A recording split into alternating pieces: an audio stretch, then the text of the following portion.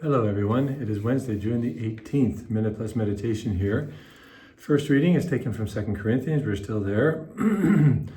Brothers and sisters, the point is this: the one who sows sparingly will also reap sparingly, and the one who sows bountifully will also reap bountifully.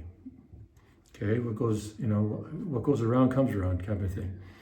So further down, God who supplies seed to the sower and bread for food will supply and multiply your seed for sowing and increase the harvest of your righteousness.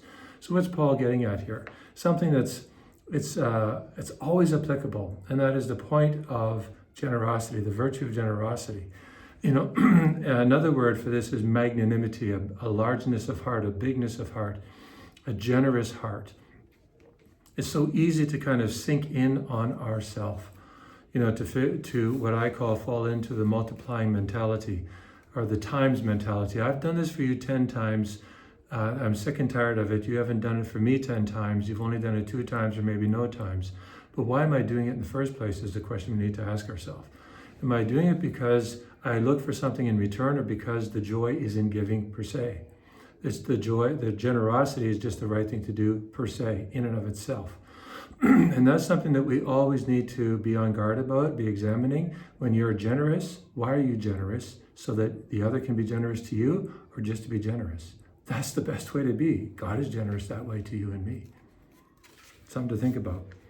Okay, over to the gospel, Matthew chapter 6, continue with the Sermon on the Mount. Shows how important this is because it's read several times in the year. Jesus said to his disciples, "Beware of practicing your piety before others in order to be seen by them, for then you have no reward from your Father in heaven." Oh, how we need to kind of hang this as a shingle in front of our face, right? So it's like we're reading it all the time. Why? Because the ego is always on the hunt. It's always on the prowl. It's always trying to display itself in so many different ways. It could be everything from look how great I am to look, poor me, I'm so hard done by, I'm a victim. There's a lot of victim mentality today.